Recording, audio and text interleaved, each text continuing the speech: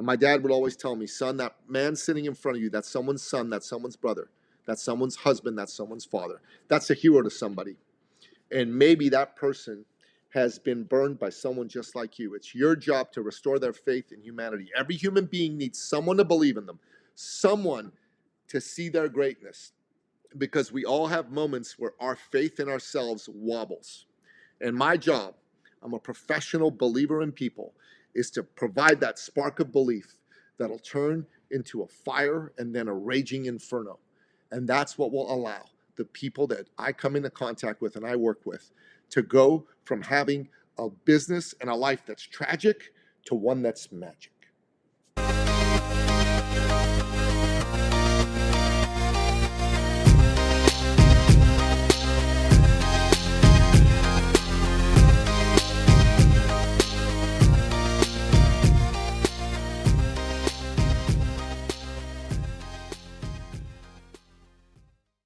Welcome back, everybody.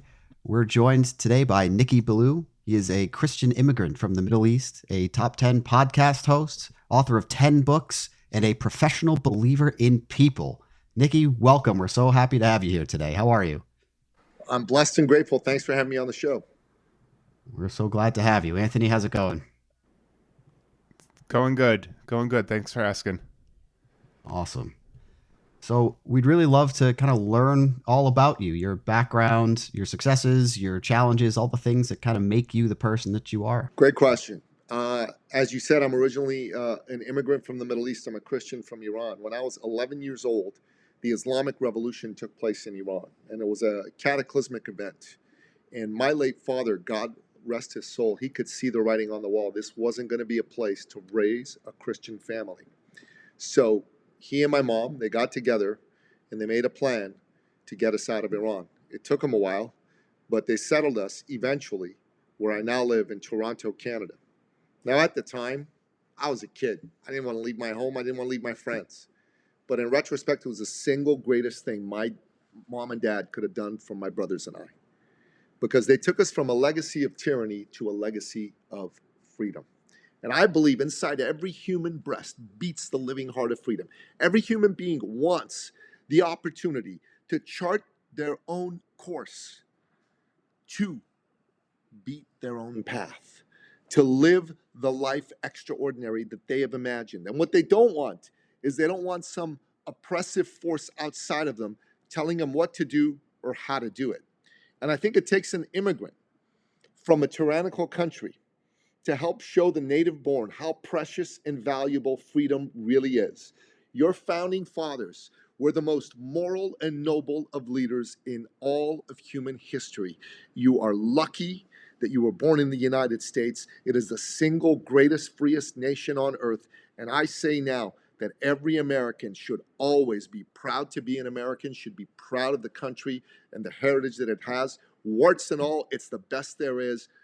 All hands down, nobody else comes close.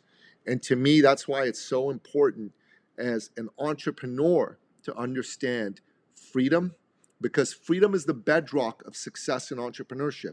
Without freedom, you can't have free expression. Without free expression, you can't have free enterprise. Without free enterprise, you can't have entrepreneurship, because you're going to have to always rely on some crony capitalists telling you what you can and can't do. So I believe every entrepreneur should become a philosopher of freedom. They should read books like Ayn Rand, Atlas Shrugged, and The Fountainhead. They should read books like Milton Friedman's Capitalism and Freedom and Free to Choose, and Friedrich Hayek's The Road to Serfdom. The philosophical underpinning of understanding what freedom is and how important it is to entrepreneurial success will make every entrepreneur richer for the experience. And my dad was also an entrepreneur and a believer in freedom.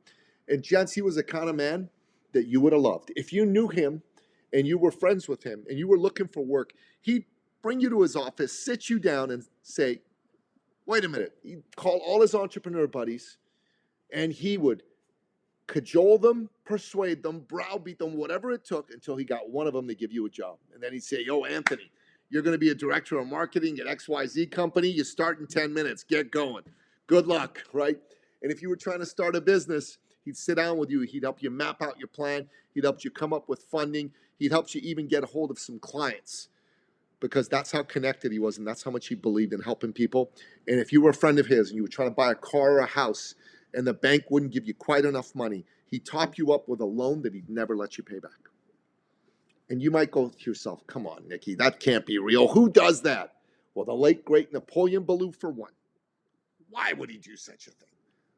Well, first and foremost, he was a devout Christian. He believed he'd been blessed by God, and it was his duty as a Christian to share those blessings with others. But secondly, he did it because he could. He was rich. He was successful.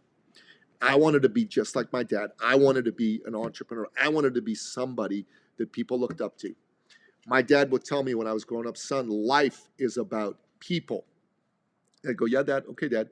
He'd say, business, son, is about people, not money, people. And I'd go, Dad, what are you talking about? Of course, business is about money. Without money, you can't have no business. I was 8 years old, a smart aleck kid. And Dad said, sure, son. But without people, there's no need for money. There's no need for business. All business is to solve problems for people for profit. Imagine the Venn diagram. Problems, people, profit, and where the three intersect is the purpose of business. P, P, P, P. P to the power of 4. And my dad would always tell me, son, that man sitting in front of you, that's someone's son, that's someone's brother, that's someone's husband, that's someone's father. That's a hero to somebody. And maybe that person has been burned by someone just like you. It's your job to restore their faith in humanity. Every human being needs someone to believe in them, someone to see their greatness, because we all have moments where our faith in ourselves wobbles. And my job, I'm a professional believer in people, is to provide that spark of belief that'll turn into a fire and then a raging inferno. And that's what will allow the people that I come into contact with and I work with to go from having a business and a life that's tragic to one that's magic. You already got me fired up. That was great. Thank you. How did your dad's influence early on when you were, like you said you moved, when did you move to Toronto? 1982. I was just shy of 15 years old. Got it. And so when you were 15 and you were, your dad uprooted your family uprooted for your safety, maybe you understood that, maybe you didn't. I'm curious how that overlapped with this entrepreneurial spirit that you have, and like, did you get the bug at 15, or like, how did that develop? Well, that's a great question. Life for me has been an interesting journey. I came here, and for years, all I thought of was going back. It took me a long time to understand that this was going to be a permanent move, and I had to accept it, and then it actually see it as something that was done for me and not to me. Because I believe God does everything for me and not to me, although sometimes it's been hard to hold that frame. And when I understood that I get to live in a free country, that I don't have to go fight in a war and get used as cannon fodder like a lot of people my age had to experience and lose their lives far, far too young, I started to really become very, very grateful for the opportunities that I had here. And my father's always been an entrepreneur. I went to school and I studied business. And at first I went and I worked for a large corporation. My plan was always to go into business for myself. I stuck it out in the corporate world for about 8 years. And then I started working in my own business at that point in time. And I've never looked back. I don't think I could ever work for anybody else again. I'm pretty much unemployable. But I feel very, very blessed. Because when my father passed away 4 years ago, he passed his torch of believing in people to me. That Billou torch is something I hold high. And every day I look for someone amazing to believe in, someone who needs my help. Just a short while ago, I came across a young man from Belgium, and he has a program he runs for people, showing them how to build beautiful gardens in their homes. And he really is passionate about changing the world, helping people learn about regenerative farming and have the world transform its farming practices to regenerative farming. And when I met him, this was a man with a big vision, but not a great big belief in himself. And I saw his greatness. And what I've done throughout the process is just keep telling him that I believe in him, that I see his greatness. And then I've helped him hone his message a little bit because he needed to narrow down his message, narrow his focus to a particular group of people with a particular set of offerings. And before you know it, man, in 3 months, he generated over 120,000 euros in sales, which is close to $140,000, right? It's a beautiful thing. And it came from having someone believing in him, and it came from him narrowing his focus and his message. Because if you try to be all things to all people, you'll be nothing to nobody. Was there any particular moment or moments when you were working in the corporate world that sort of made you realize that that wasn't the right place for you, and that your right place was working for yourself and doing this, trying to help other people achieve their full potential? It's difficult to have known that at the time, but like Steve Jobs said in his speech to the graduating class at Stanford, I don't know if you've ever watched the video of that. I think it's one of the most beautiful and powerful and poignant speeches given by a successful entrepreneur to a graduating class. He said that it's hard to know how to connect the dots looking forward, but it's easy to know how to connect the dots looking backward. And there was a moment where I'd gotten into a particular department in a company I worked for. And there was one fellow who came in at the same time as I did. And he was, how can I put this? This is a technical term, an asshole. Okay. And I was a kid, he was much older, and he went after me hard to destroy me. And I mean destroy me. And I was shocked. And for a while, I didn't know how to fight. And then I got some help and advice, and I fought back. And I realized I didn't want to be part of that organization anymore. And I fought back, put the bad guys back on their heels. And then I quit and I went to work for another corporation. And at the time, I thought, yeah, I'm just getting out of a good situation, a bad situation, going into a good situation. But I realized corporate structure attracts, a certain kind of person to it. Some of those people are amazing and wonderful, but some of the people it attracts are, CYA types, cover your ass types. And if you in any way make them feel threatened, they're going to come at you, swinging, claws out. And that next job that I had was the second last job I ever had. I was only there for a year. And by the end, and it was a very entrepreneurial place. I left. The job I had after that, they were not so darn entrepreneurial. I lasted just another year over there. And God gave me the greatest gift he could possibly give me, and that was that place going bankrupt. And it forced me to start my own business. And I've never looked back. Was there ever a time when you were just starting out where you thought maybe that wasn't going to work out for you and you might have to go back to the corporate world? Or was it just once you were in it, and that was it? I was never going back to the corporate world, but there were certainly dark moments. No question about it. I never gave myself that back door. I think when you go forward, when I go forward towards something, it's important to burn the boats behind me. Right. It forces you into, like, how do I want to say this? When you're confronted with a problem, if retreating isn't an option, then creativity is your only path forward. You got it. You got it. Well said. Well said. And when the Greeks went to fight the Trojans, the Greek king burned their boats behind them. There was only one option, victory or death. 2 options, victory or death. Death wasn't very appealing, so victory it was. That's what I think forces all of us to do our best. If your bank account is very fat, if you're doing really, really well in business, you've got to find ways to create some artificial urgency to force you to keep moving forward.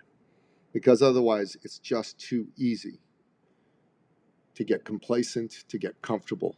And comfort is a drug. You don't want to be addicted to that drug. That just brought me back to when Jason and I were running a triathlon last September. a guy was wearing a shirt and it said "Comfort Kills" on it. I was like, that was Yeah. exactly what I needed. And then we picked it up and on we went. Yeah. Yep. Yeah. So, 100%. can you tell us a little bit about your business? What are you doing? How are you helping people? Well, great question. So, because of my father, I just believe in entrepreneurs. I think entrepreneurs are society's greatest heroes, with the exception of the men and women that fight in the military to keep us free. And it's because of them that all progress happens, all innovation happens. The human race gets moved forward because they've got the courage to go out there and make their dreams come alive. A lot of people who go into business, they're really good at what they do. They aren't good at the business of business. And sales and marketing seems to scare the crap out of so many people. Can you relate? Right? The whole idea. Some people like, oh my God, I don't want to be seen as pushy, salesy. No, I'm not one of those people reeking of commission breath the moment I walk into a room. No. And because of that, they don't go after business they should be going after, guys. They don't. What happens? They lose out on that business. They lose out on the fulfillment that comes from doing what they were meant to do. The client loses out on someone good solving their problem for them. And then some charlatan marketer comes in with low morals, but great sales and marketing skills. They scoop up the business. They don't care whether they deliver or not. Everybody loses. So I saw this and I thought, how can I help these people reframe this narrative? Because this is a false narrative. And so I got it. I'm going to have them look at this instead of as sales and pushiness, as service. Nobody wants to be sold. Jason, you don't want to be sold. I don't want to be sold, right? But don't you love being served by a great person who cares? And don't you just want to give him your money and tell everybody to use it? Do you know someone like that you do business with right now? Like my mechanic, dude, whatever price he tells me, I'm paying it. There's no argument. There's no checking it out. And I tell everybody, I'm looking for a mechanic. Vito, don't even think about anybody else. Go see Vito. Tell him Nikki sent you. That's what I tell him, right? And that's the kind of person that you can be. And you really are in your heart. So I look for good people who want to make a difference in the world, but don't want to be a pushy slime ball. And I show them how not to be a pushy slime ball, but be a service-oriented person. Just by doing that, they double, quadruple, fivefold, tenfold their business. Nothing else changed except that. No new marketing gimmicks, nothing. That was it. And that's how powerful that can be. I had a client, she was a functional medicine doctor, and she came to see us because she wanted to grow her business. And her why was big. Her dad was dying of brain cancer, glioblastoma. And in fact, he passed away a few months later. And she wanted to honor his memory by becoming a successful entrepreneur. And she was doing well. She made 6 figures, but she wanted to make 7 figures. And the first problem that she had was she was afraid of approaching people because she didn't want to be seen. But she was a doc. Docs don't call people. Docs don't want people calling them. No. That's not how they roll. And that's why her business was suffering. And then when I helped her see that she was really serving people who were suffering in their health, and she could help them, man, she was on fire to call people. That doubled her business in 1 year. Now, the next thing that we had to teach her was how to narrow her focus. Because she first said, I could help anybody with any health problem, and that wasn't going to work. You can't be all things to all people. So we said, okay, let's take a look at your past clients. Who are the clients you have gotten the best results for? Who are the clients that you love working with? And who are the clients that were easiest to do business with? Where all 3 of those intersect, that's your ideal client. And we found out that was a professional woman over the age of 45, happily married, successful in her career or business, kids. The only problem that she had was that she felt unattractive because she wasn't young and pretty and slim and beautiful anymore. And so this doctor, I'm going to call her Dr. Vicky, Dr. Vicky said to me, you know what? Getting older is inevitable, but aging isn't. You can be just as beautiful and attractive and healthy in your 50s, 60s, 70s, and 80s as you were in your 20s, 30s, and 40s. So we helped her name her program. We called it Get Your Sexy Back. Doubled her business again in a year. And another year, she doubled it again. She went from 6 figures a year to 6 figures a month. That's just from approaching clients from serve, don't sell, as her context, and being clear on who her ideal client was. That's what we help so many people do. And it really, really works. Combined with people feeling that you believe in them, you love them, you care about them, it really makes a difference. And we're honored to help great people know that their greatness can come alive. And all it needs is for someone to believe in them enough that that spark of belief turns into that roaring fire within that propels all their actions in the most amazing and beautiful of ways. Yeah, you're giving them an identity shift. Well said. Absolutely. So you created something called the Heart Leader designation. I want you to talk to me a little bit about that. It says it's all about service-based leadership. I'm curious. I think we've been hear talking more. about that for the last 10 minutes, right? It's just, all that we're about is helping good people tap into coming from their heart and desire to be of service. So you got to take the attention off you. If you're going to be a heart leader, it can't be about you, your business, how much money you're going to make.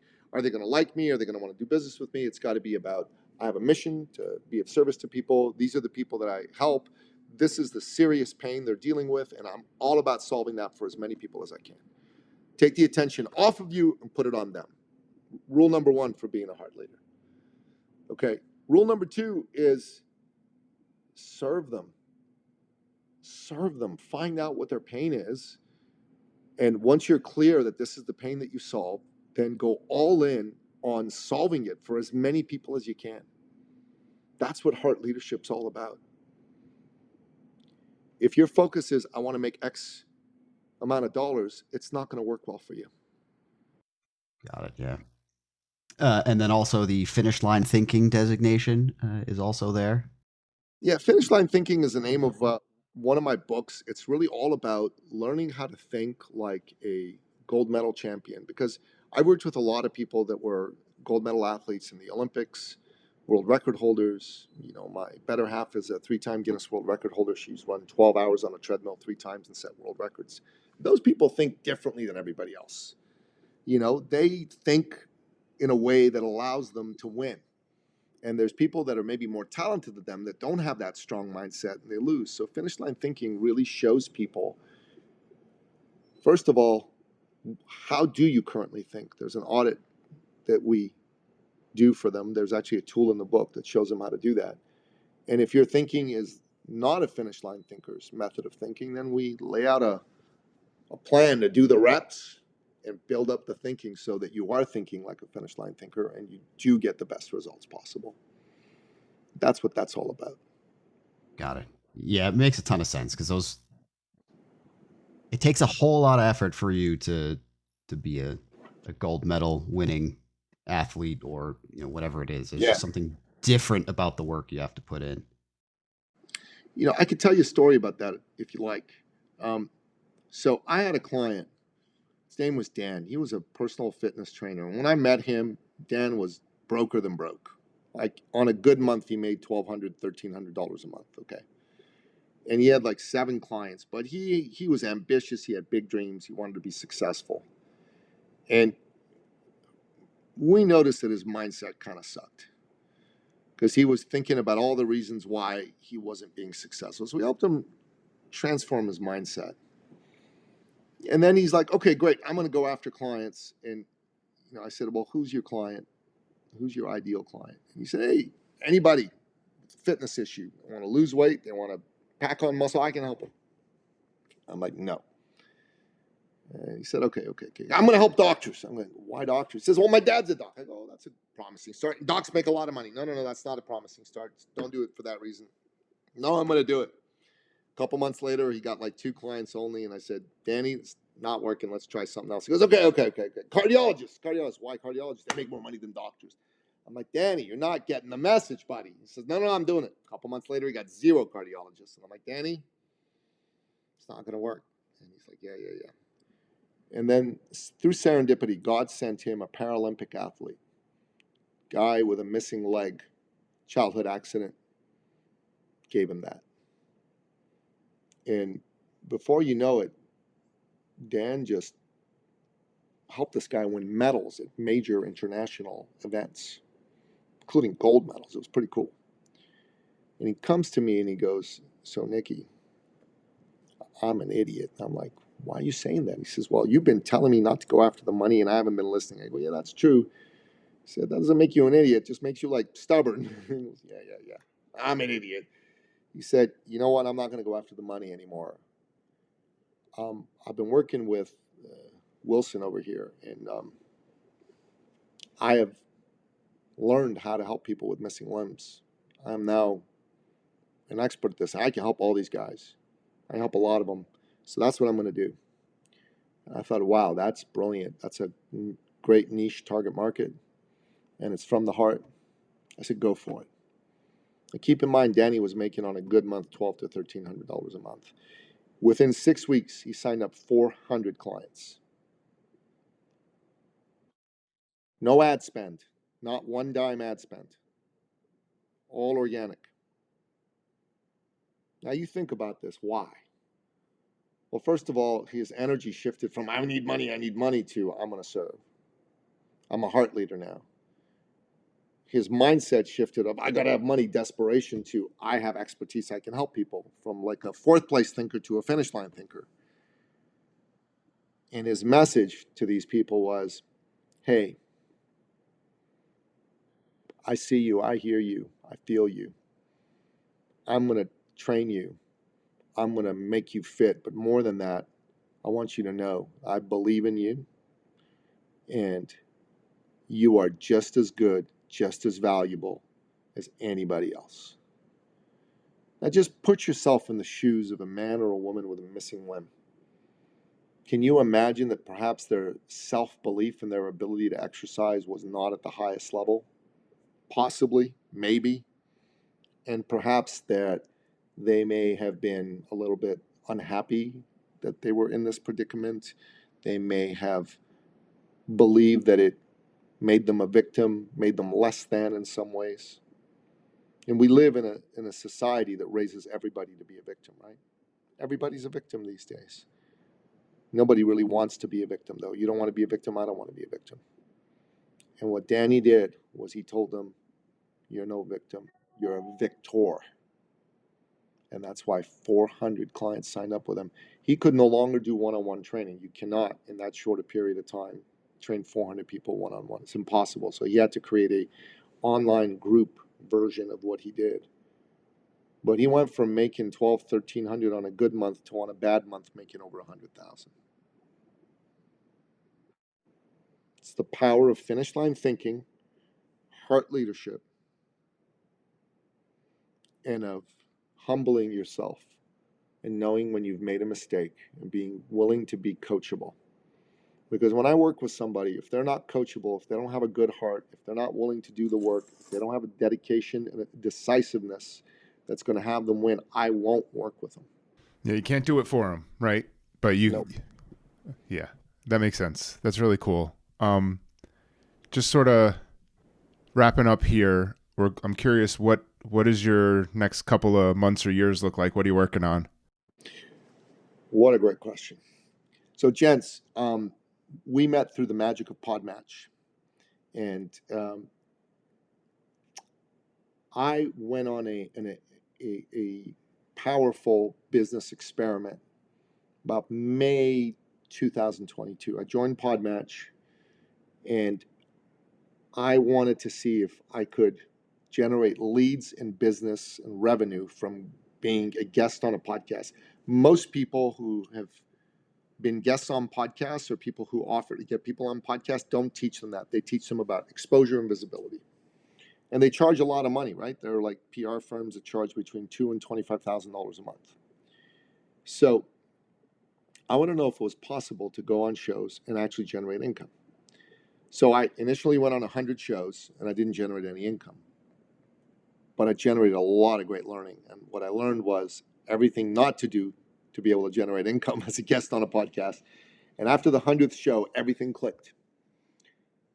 And within a very short period of time, under 18 months, probably around 16 months, 5 to 8 hours a week with this one strategy, one of several strategies I used for business, I generated $362,000 and change in sales, part-time, 5 to 8 hours a week. And I thought to myself, I need to teach this to other people. This is great thought leadership for me, great opportunity to expand my business, and great opportunity to serve people and help people. So I created a workshop called Get Booked and Get Paid. And several times a year, it's a 2-day Zoom workshop. We show people why podcast guesting is the little known, secret, powerful way to generate leads and business today. A lot of people out there are selling methods that worked in the past, like paid traffic. Doesn't work so good anymore. It costs like $1,200 a call to do paid traffic these days. Launches don't work so good anymore. Blogging doesn't work so good anymore. Podcast guesting, AI, they work good today. And everyone needs to understand the mistake that people make when they go on shows is, first, they don't have an intention to make money and generate leads. They just have an intention to go out there and get visibility. Your intention needs to be rock solid. So first thing I teach everybody is correct that intention. Secondly, they go on shows and they just say whatever. Well, I don't just say whatever. I have a prepared set of talking points. Imagine you have 18 minutes to do a major TED Talk. You're going to just say whatever, or you're going to prepare it. You can't waste one word. And I don't. And listen, you gentlemen ask me questions that are different from the last 4 podcasts I was on. Some of the questions you asked me, I've never been asked before. I still need to answer those questions. But here's what I know. When I come on every show, I need to tell my own story well, and I need to tell some stories of people that I've worked with really well to support some points that I'm making. So that's important. And the final thing is, a lot of people go on the wrong shows. They just go on shows that are not going to be able to help them be successful. So over 2 days, we teach them everything they need to know. We help them map out their sales talk. I mean, not sales talk, their podcast guest appearance talk. And we help them implement strategy using Podmatch, because we believe in Podmatch, to be able to get on a lot of shows and use what we teach them in order to generate an opportunity to do business. I'm very excited about this. I believe this is something that works today. I don't think it'll be working as well in, say, 2027, 2026, maybe even, but it does work right now. And so if you're smart and you're looking for ways to generate leads, ways that work now, Get Booked and Get Paid is the way to start, the way to go. Very cool. Thanks for sharing that. Yeah, you bet. Yeah, that makes a ton of sense. All right. Well, Nick, we want to thank you so much for taking the time with us today. It was a very engaging conversation. You're a fantastic storyteller, and it sounds like you've been doing some great work for people. And congratulations on your past successes and your future successes as well. We wish you all the best. Thank you very much, Jason, Anthony. Great to be here, man. All right. Until next time, everybody, be well.